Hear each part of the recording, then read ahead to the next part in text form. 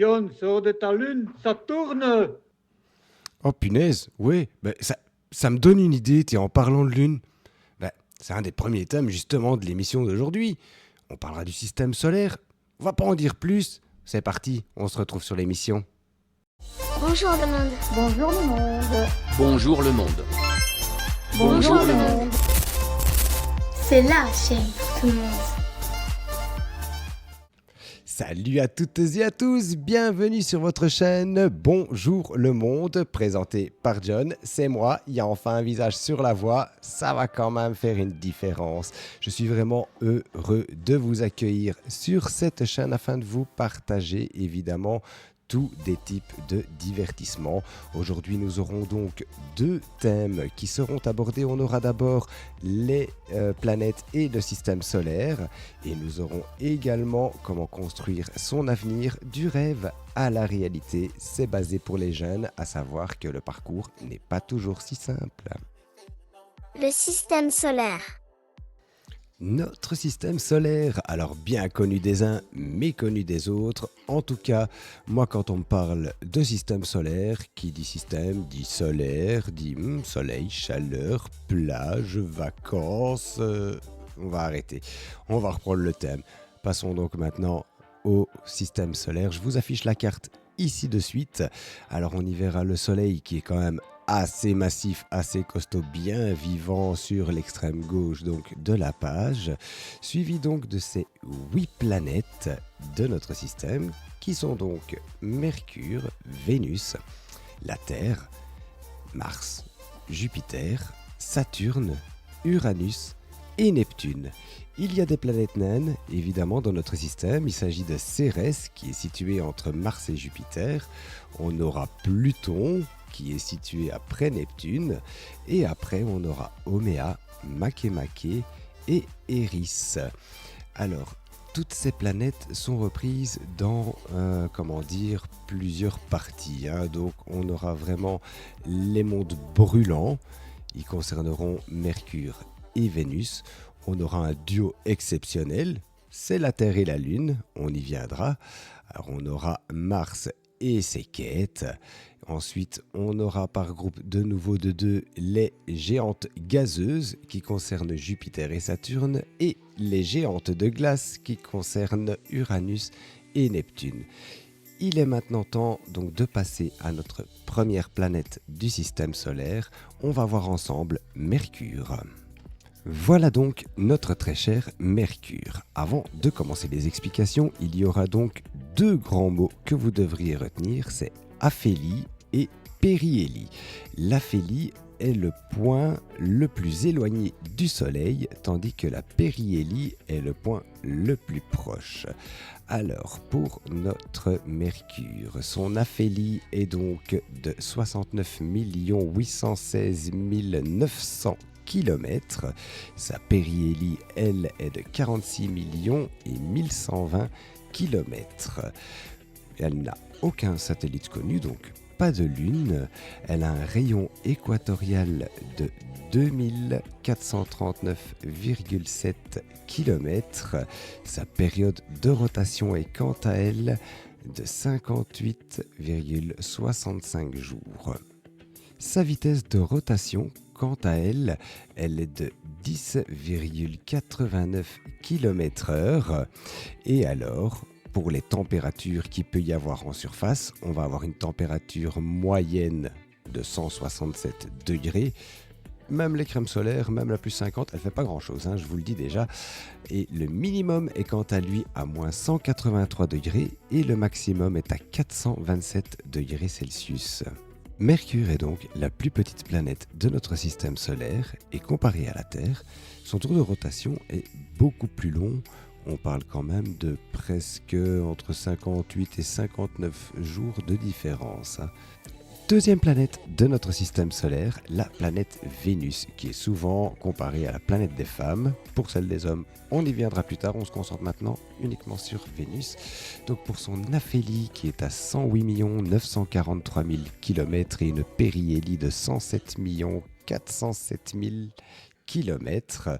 On a un rayon équatorial de plus ou moins 6051 km. Donc ça, c'est on va dire, si on va faire le tour de Vénus, c'est le nombre de kilomètres qu'il faudrait. Pour ces températures, on a une température moyenne de 464 degrés Celsius pour un minimum de 446 et un maximum de 490. On peut donc y voir qu'il fait vraiment chaud sur cette planète. Les températures n'ont pas de fortes différences, mais elles sont quand même relativement élevées.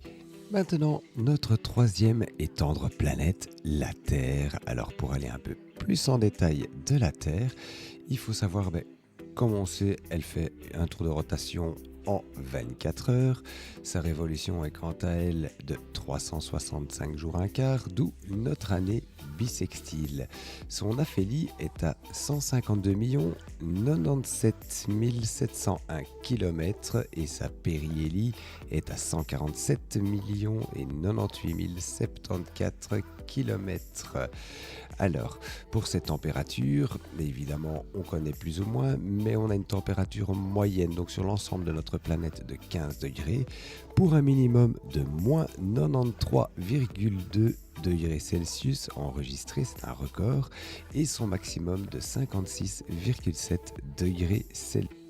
Mais ce n'est pas tout, elle possède aussi un satellite, on la connaît aussi, c'est la Lune. Alors, pour la Lune, il faut savoir qu'on ne voit toujours qu'un seul côté. On parlera de côté, la face cachée de la Lune, c'est celle que nous ne verrons pas.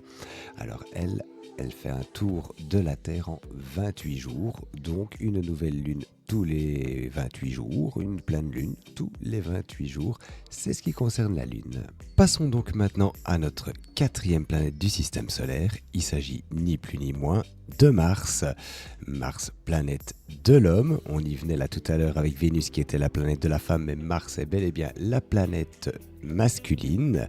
Elle a été sujette à différents films. On va citer Mars Attack. Il y en a bien d'autres. De toute façon, en tout cas, elle a été sujette à l'exploration. Pendant longtemps, on aurait cru que l'homme pouvait aller habiter sur Mars.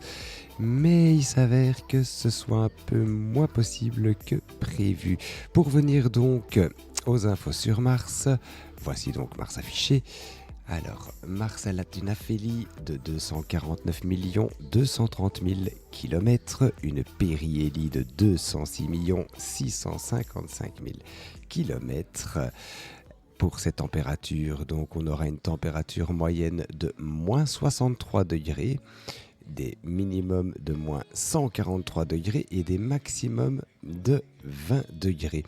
On peut donc voir que Mars serait vivable, mais évidemment sous certaines conditions. Il y aurait même eu des informations qui sont arrivées très récemment, je veux dire, où est-ce qu'il y aurait de l'eau sur Mars, mais en sous-sol, comme quoi tout n'est pas impossible. Pour la cinquième planète de notre système, c'est Jupiter, qui est pas des moindres, parce que c'est quand même la plus grande planète de notre système et qui comporte plusieurs lunes. Les satellites connus, on en connaît plus ou moins 95, donc c'est pas rien. Alors, pour les infos de Jupiter, on aura donc une aphélie de 816 millions de kilomètres pour une périhélie de 740 680 000 kilomètres. Pour les températures, quant à elles, d'équilibre de moins 163 degrés, une température à une pression basse de moins 61 degrés et à pression haute de moins 108 degrés. Donc on va se situer, on va dire, entre moins 108 et moins 163 degrés pour les températures les plus froides. Parlons donc maintenant de notre sixième planète de notre système solaire. C'est Saturne. Saturne, je l'adore, elle est vraiment magnifique. C'est une planète que je trouve vraiment magique depuis que je suis tout petit. J'aime bien l'astronomie, tout ça, donc tout ce qui est touche aux planètes, à l'astrologie même, je m'intéresse quand même pas mal, mais Saturne est de loin ma planète préférée. Alors pour ces détails, on y vient maintenant, Saturne va arriver. Alors, pour son aphélie, on est à 1,503 500 000 km pour une périhélie de 1,349 800 000 km. Elle comporte donc 7 anneaux qui sont très très très finement divisés.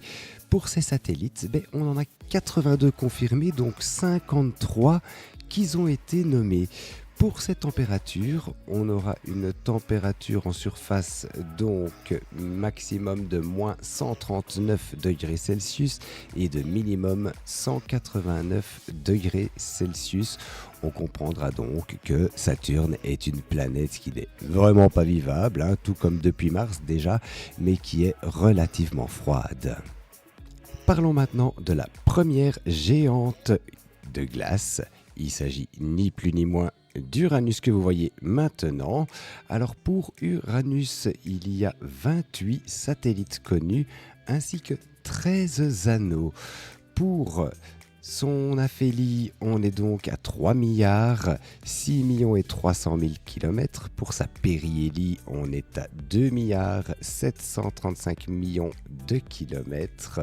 Les températures minimum sont de moins 220 degrés Celsius et les maximums sont à moins 97 degrés Celsius.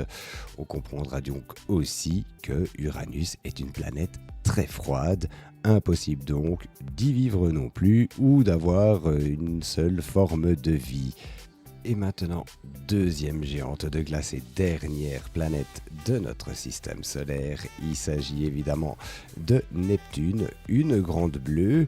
Alors on va y voir les détails pour son aphélie qui est de 4 milliards 537 millions de kilomètres. Sa périhélie est de 4 milliards 459 millions 800 000 kilomètres. Elle a 16 satellites qui sont connus et 5 anneaux principaux. Pour cette température, on ira donc de moins 218 degrés Celsius pour les températures les plus froides à moins 201 degrés Celsius pour les températures les plus chaudes. Nos 8 planètes sont maintenant décrites. Il me reste juste à voir un dernier petit point avec vous, c'est la rotation de chacune d'elles. Alors en combien de temps chaque planète va faire un tour sur elle-même? Alors commençons donc par la première, Mercure, qui fera donc une rotation en 59 jours, c'est pas des moindres. Alors on aura Vénus qui va faire une rotation en 243 jours, c'est très très très lent, c'est presque une révolution de notre Terre. Alors on y vient, notre Terre on le connaît, c'est 24 heures pour un tour de rotation. Pour Mars, là on va passer à 1 jour et 37 minutes, on tourne presque à la même vitesse, elle est un tout petit peu plus lente. Alors ensuite on passe à Jupiter qui fera un tour en 9h56 minutes. Accrochez vos ceintures, ça tourne vite sur Jupiter. Pour Saturne, elle fera sa rotation en 10h34 minutes. Pour Uranus, elle le fera en 17h14 minutes. Et pour terminer, Neptune en 16h06 minutes.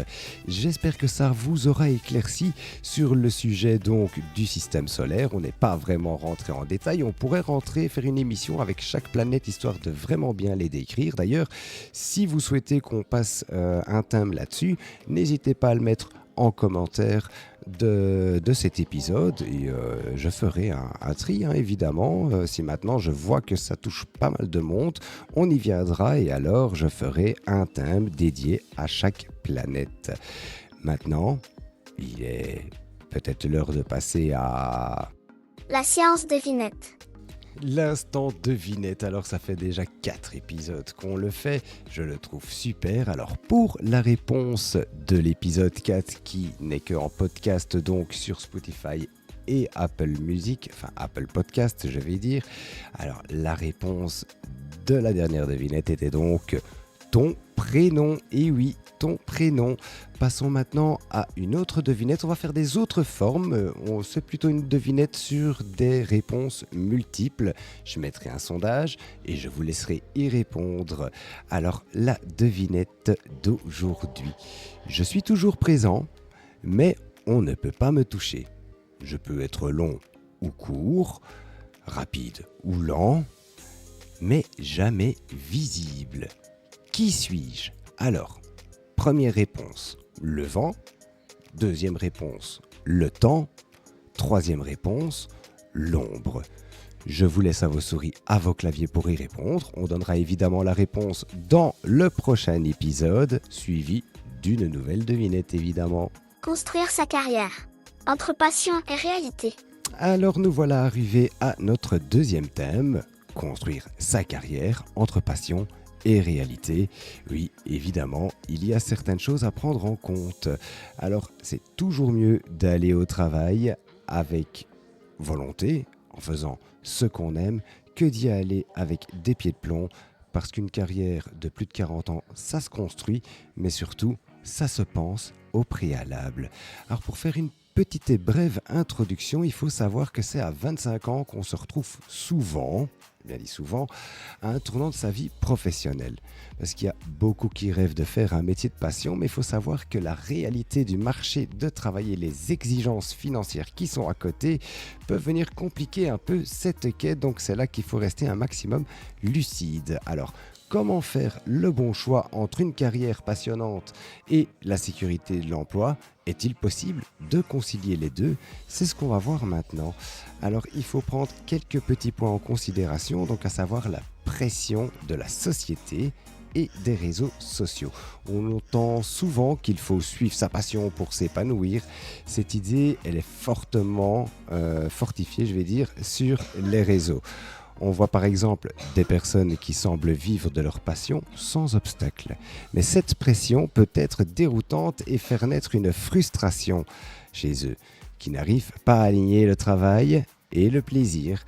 Alors, c'est là qu'il faut de nouveau revenir un tout petit peu en arrière. Il y a la pression sociale vis-à-vis des réseaux, mais il y a également la pression sociale, mais tout simplement.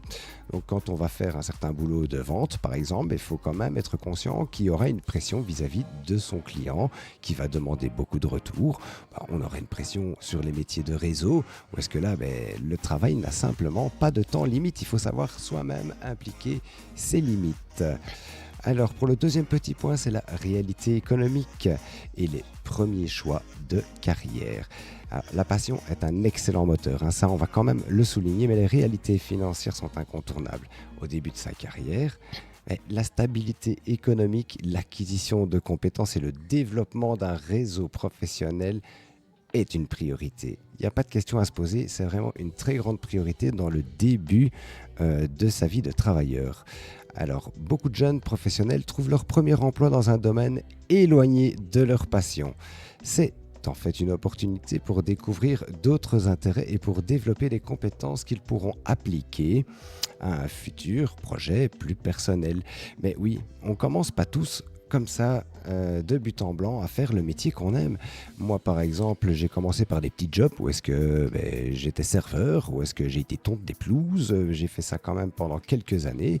Puis j'ai commencé à être électricien avec mes études que j'ai faites, mais j'ai voulu persévérer, donc j'ai repris des études et aux à côté, je faisais d'autres chantiers. Mais voilà, c'est simplement pour vous signaler que c'est pas un long fleuve tranquille. Il faut vraiment déborder de curiosité, ça c'est déjà un des points principaux, et surtout de motivation.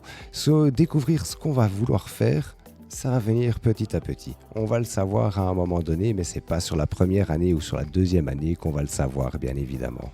Maintenant, il y a une option qu'on peut prendre en compte, c'est d'avoir une partie travail, l'autre partie où est-ce qu'on a le plaisir. Et oui, c'est ce que beaucoup de gens font, et ça c'est une option qui est assez bien pour concilier les deux. Donc tout en ayant un emploi stable, gagner sa vie évidemment, et de l'autre côté, profiter de sa passion, et puis avec le temps, on verra bien comment est-ce que ça va se passer. Par exemple, une personne qui est passionnée par la photo, elle pourra aller travailler dans le marketing, sur les chantiers, ou bien d'autres encore, pour avoir son expérience dans la communication, et tout en même temps sur le côté, Dans ses temps libres, prendre des photos, savoir les retoucher et puis tout doucement commencer à mettre un peu son grain d'expérience là-dedans. Alors il y a aussi les compétences transférables, créer des ponts entre passion et réalité, parce que parfois il est possible de faire des compromis quand même, hein, en cherchant un domaine où certaines compétences de sa passion sont nécessaires. Par exemple, un passionné de sport, il pourrait chercher un emploi dans l'industrie du sport, même si ce n'est pas directement sur le terrain. Maintenant, c'est un peu ce que je fais. Donc, je suis briefé pour être électricien, mais je travaille dans le service marketing de l'électricité. Alors, c'est pas la même chose, mais ça touche toujours à mon environnement. Et alors, il y a aussi donc un autre point, les choix évolutifs. Et l'importance de la patience. Donc il est important de garder en tête que la carrière est un parcours sur le long terme. C'est un marathon, une carrière, pour une destination qui est tout simplement unique. Les choix de début de carrière ne sont pas gravés dans la marbre, hein, ça c'est sûr et certain. Hein. Il est possible d'évoluer, d'apprendre, de s'orienter progressivement vers ce qui nous passionne, à notre rythme, petit à petit. La patience et la flexibilité sont essentielles. Beaucoup de gens finissent par créer des opportunités à partir de leur passion une fois qu'ils ont acquis suffisamment d'expérience. Oui, il faut vraiment redoubler de patience et de flexibilité, parce qu'on sait très bien que si on veut faire sa vie professionnelle et avoir son plaisir, notre plaisir va nous prendre un temps assez considérable, donc toujours à prendre note aussi. Alors, en conclusion, construire une carrière entre passion et réalité, c'est un réel défi, mais c'est pas impossible, comme je l'avais déjà dit. Ça peut demander des sacrifices au début, du temps, de l'argent évidemment, on peut parler de ça, ou une bonne dose de pragmatisme et parfois de sortir de sa zone de confort. Et oui, je vais pas vous cacher, on va être sans filtre, moi aussi, ici ma première vidéo, c'est la première vidéo qu'on fait ensemble, j'ai quand même mis du temps, j'ai hésité à le faire, mais il faut savoir sortir de sa zone de confort et se dire, c'est bon, on passe le cap et on y va. On avance. De toute façon, dans votre vie, ce sera, que ce soit au travail, dans le sport, dans les passions, dans l'amour, il faudra toujours sortir de sa zone de confort. C'est vraiment ce qui va nous mettre au défi et on sait très bien que l'être humain, il a vraiment envie de tous ces défis. C'est là-dessus qu'on termine donc le deuxième thème, mais l'émission n'est pas encore finie. Je vous laisse découvrir maintenant. On écoute. L'info insolite. L'info insolite, alors celle-là, je vais vous garantir qu'elle est vraiment insolite. On va la lire ensemble d'ailleurs, je l'ai découverte il y a sous peu, hein, donc c'est pour ça, pour vraiment pas dire de bêtises, je vais la lire devant vous. C'est Mattel qui mentionne par erreur un site de films pour adultes sur les emballages de leur Barbie Wicked. Alors que la sortie très attendue de l'adaptation cinématographique de la comédie musicale Wicked se rapproche, les produits dérivés se multiplient déjà dans de nombreux rayons aux États-Unis et pour la plupart de ces articles principalement destinés aux enfants. La poupée Barbie contient un petit élément qui ne convient manifestement pas aux fans du plus jeune âge du film parce que si on regarde sur le dos de l'emballage, on y découvrira donc le site internet de la production Wicked, mais il faut savoir que le site internet affiché nous redirige vers un site pour adultes. Donc faites bien attention, je sais pas trop les enfants, même s'il y a quand même eu quelques changements, parce que j'ai lu que Mattel voulait rappeler les objets, on n'est jamais à l'abri, donc on sait très bien que Mattel aura fait une petite erreur, et je tiens quand même à souligner, l'erreur est humaine, donc ça peut arriver, mais là ça prend quand même de très grandes ampleurs. Nous voilà arrivés à la fin de cet épisode. J'ai vraiment été ravi de vous accompagner tout au long de celui-ci. N'hésitez pas à mettre en commentaire de cet épisode donc la réponse à la devinette, vos suggestions. Bref, n'hésitez pas à commenter et n'oubliez pas de liker la page, de vous abonner, d'activer la notification pour ne manquer aucun rendez-vous. Je vous dis à très bientôt. Prenez soin de vous et de vos proches. Bye bye, bis bis les curionautes.